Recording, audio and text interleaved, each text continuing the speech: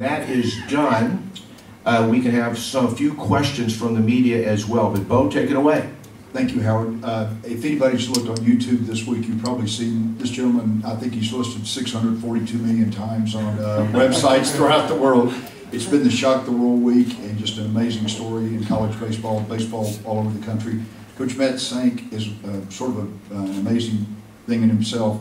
He has taken a team from Division III to Division II to Division I over 22 years and brought Stony Brook to the College World Series this year, which is just beyond comprehension for most of us. Again, we just mentioned he had 7 draft choices this year, and one of his pride and joys is Joe Nathan, who could get the Comeback Player of the Year this year, graduate of 95 of Stony Brook. But it's just a wonderful, earth-shattering story this week, and we'd like to welcome our 2012 NCBWA Coach of the Year, Coach Matt Senk.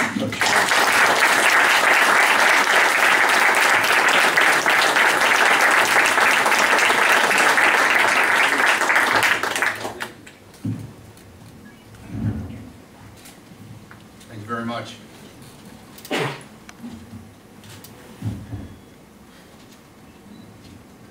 It's such a tremendous honor to receive this award.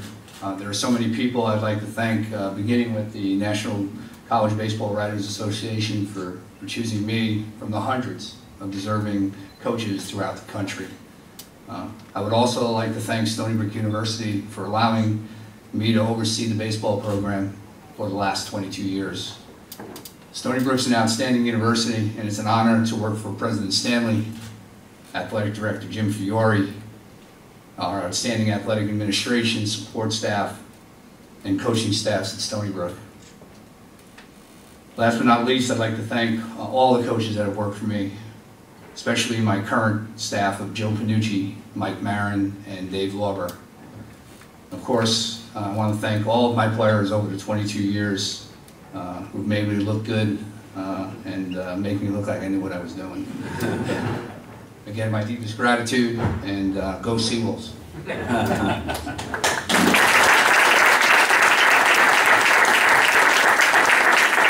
Coach was in the first game against UCLA today, but he's gracious to be with us just for a few more minutes. If we have any questions from anybody that's here with us, please feel free to ask Coach a couple questions if you like. Dave McNabb from Dallas. How has your recruiting and evaluating players, like a Joe Nathan, would you have seen him now and said, oh, he can play Division I, or have you looked for a consistent sort of bar of players that could have played Division I anyway?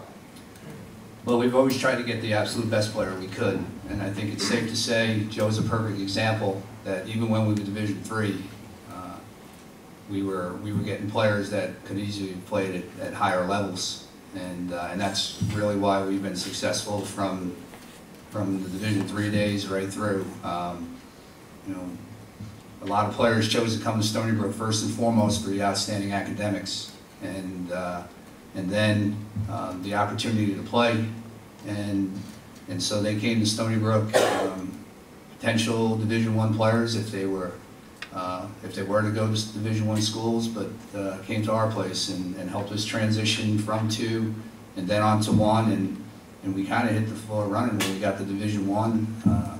You know, didn't miss a beat. We were winning at that level, even though we were independent, and then we went into America East and had success there. So, you know, it always comes back to your players, and thankfully, players that came there were far exceeded my expectations, and it allowed us to be as successful as we have been. Jim Meyer, Championship Thinking in Sports.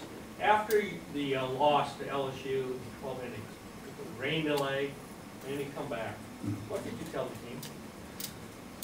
Well, it was pretty simple and quick conversation. The first thing I told them was they did so many great things that game. They had done so many positives. We were hitting the ball great.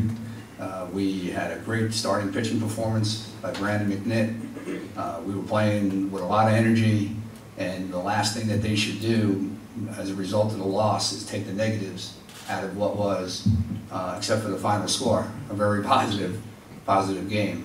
And I think that put them at ease. And then after that, it was, in our part of the country, turning around and playing a game a half hour later is common. So sometimes we play 3 in a day. So to have them to regroup, it's something that they were comfortable with because they've done it so many times.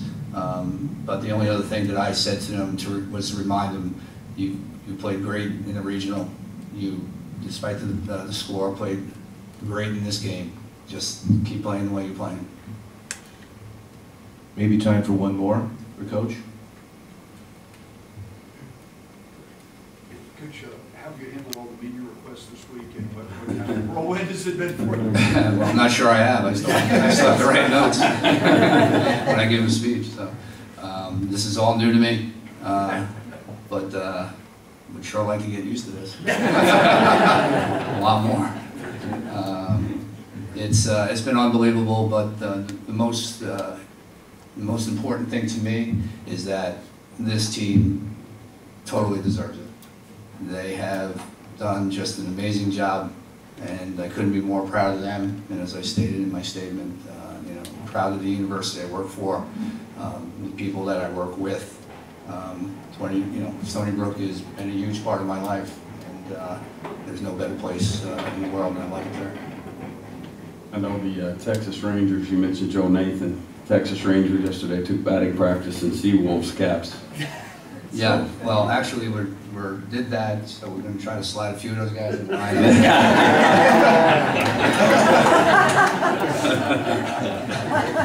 That's the way we think in the Northeast. Always thinking in the Northeast. Okay. Coach, again, we want to congratulate you and the Seawolves for a tremendous season and a most deserved award for you in 2012. Best of luck throughout the tournament here. Thank you very much.